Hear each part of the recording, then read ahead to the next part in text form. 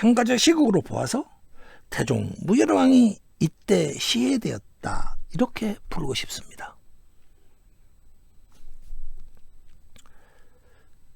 삼국사기를 편찬했던 김부식은 무열왕 사망 기록을 이렇게 아까처럼 기록해 놓았습니다. 태종 무열왕이 시해되었다는 사실을 은유로 기록해 놓은 것입니다. 김부식이 알았을까요? 아마도 몰랐을 것입니다. 죽음의 세세한 내용은. 그는 김부식은 신라 시대 때부터 내려왔던 기록을 있는 그대로 옮겨 놓았을 것입니다. 신라 시대에 기록했던 역사 편찬자는 만일에 무열왕이 시해되지 않았다고 한다면은 이렇게 흉한 은유로 기록해 놓을 이유가 없을 것입니다. 그러니까 김부식은 설사 몰랐다 하더라도 신라 시대 때 기록자는 태종 무열왕이 시해됐다는 사실을 분명히 알고 있었을 것입니다. 그리고 또 이번에는 일본 측의 시각으로 한번 들여다보시죠. 자, 일본석이 제명천왕 조칙에 바로 그렇게 말했습니다. 고래의 목을 베라. 태종 무열왕의 목을 베라, 이러한 조칙을 쓴 그 조칙이 있었고, 그리고 만엽집에서는 숙전진이라는 말이 있습니다. 가을 이상 목을 자르듯이 목을 잘라라, 이런 내용이 써놨어요. 그리고 이것은 있을 수 있어요. 그런데 문제는 8번가를 마녀집에다 딱 실어 놓은 것입니다. 구태여 딱 수많은 작품이 있을 건데 이 작품을 골라서 마녀집에다 딱 실어 놓았습니다. 왜 그랬을까요? 그들은 바로 제명천왕의 명령이 있었고, 제명천왕의 명령을 이행하게 할 향가를 지었는데, 어디에서? 숙전진에서 그 명령이 이행되었기 때문에, 그 향가의 뜻이 이루어졌기 때문에 바로 마녀집 8번가에 봐라, 이 향가가 이런 향가야 하면서 딱 실어 놓은 것입니다. 일본인들은 제명천왕과 일본 수뇌부는 태종 무열왕이 시해되었다는 사실을 명확히 알고 있었을 것입니다. 결국 신라와 외국 두 나라 모두 태종 무열왕이 시해되었다는 사실을 알고 있었던 것입니다. 그러면서도 그들은 쉬쉬하고 있었습니다. 딴 데는 일체 기록이 없습니다. 왜 그러냐? 그래야 할 이유가 있었을 것입니다. 도대체 그 이유가 무엇일까요? 왜 일본과 신라는 태종 무열왕이 시해되었다는 사실을 노골적으로 평이한 문장으로 써놓지 않고 서로 그냥 감추듯이 서로가 은밀하게 써놓고 있었을까요? 이 사진은 태종 무열왕의 무덤입니다. 당나라와 신라와 외국, 이 세 나라는 만일에 태종 무열왕이 외국 군사들에 의해서 시해됐다라는 사실이 공론화되고 이슈가 된다면은 파멸적인 관계로 빠지게 될 것입니다. 그때는 어떤 때였냐? 그때까지 아직 외국군이 본격적으로 백제에 파병되지 않고 있었을 때였습니다. 왜 그러냐? 661년 5월 달에야 비로소 제명천왕이 조창궁에 갔지 않습니까? 바로 그때 가가지고 막 출발 준비를 하고 있을 때였습니다. 바로 그때 태종 무열왕이 시해돼 버린 것입니다.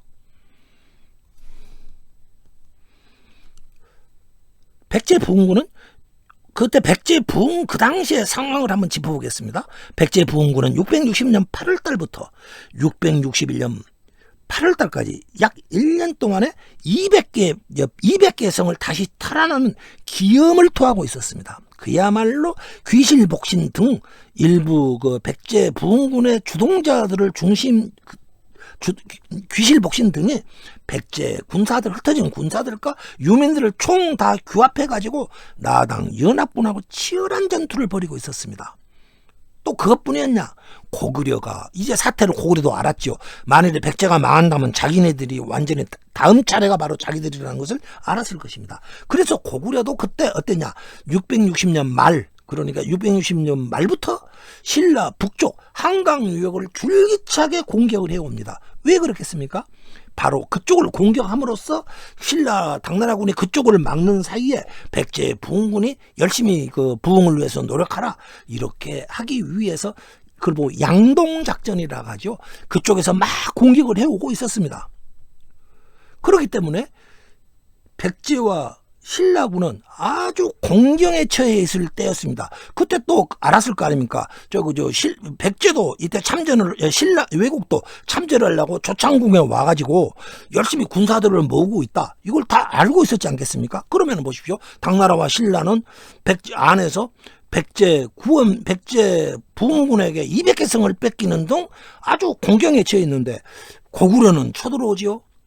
밑에 외국도 또 쳐들어오려고 준비하고 있지요. 바로 이럴 때인 것입니다.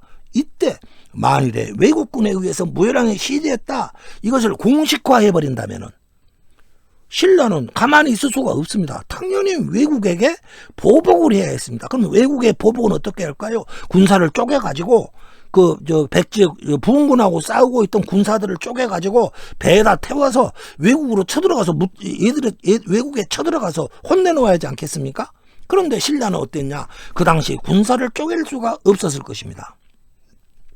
당나라 입장에서도 신라군이 외국하고 만일에 신라군이 외국군하고 싸우려고 그쪽으로 가버리면 자기들 혼자 백제 부흥군하고 맞닥뜨려 싸워야 합니다. 외국의 입장에서는 또 어떠냐? 만일에 자기들이 시했다 이렇게 막 퍼뜨려 버리면은 당연히 신라가 보복해 올 것이라는 것을 알았을 것입니다. 근데 금방 말했죠. 외국도 아직 신라군이 쳐들어갔을 때 자기 본토에서 신라군하고 싸운다? 이건 상상할 수 없는 일 아니겠습니까? 그리고 아직 대비도 덜 갖춰져 있었어요. 신라, 당나라, 외국은 각자의 필요 때문에 태종 무열왕 시의 사건을 덮고자 했을 것입니다. 당나라도 모른 척했고 신라도 가만히 생각해 보니까 외국 니네가 죽였지 했다는 일이 여러 가지로 복잡해지니까 그냥 쉬쉬했고 외국도 자기들이 죽여놓고도 야 우리가 죽였다면 또 신라가 우리 쳐들어올지 몰라 그렇게 해서 꼼짝도 안 했던 것입니다. 서로 이심전심으로 자기들의 이익을 위해서 태종 무열왕의 죽음을 축소하고 은폐했을 것입니다. 바로 이것이 무열왕 사망의 진실이었을 것입니다. 현대전에서도 누구를 시해하고 암살하고도 그 암살자들이 자기들이 죽였다 이런 말을 하지 않는 경우는 매우 흔한 일이라고 알고 있습니다. 향가시대 향가작자들은 향가라는 것은 바로 이러한 일을 가능하게 하는 노래라고 그들은 진심으로 믿고 있었습니다.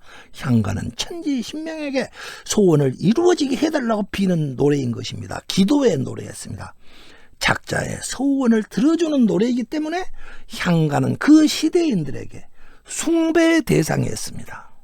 단순한 노래가 아니었던 것입니다.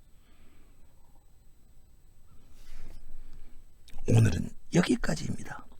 풍전등화의 백제 구원의 손길을 내밀어준 여인 그 제명천왕의 이야기가 다음에도 계속됩니다.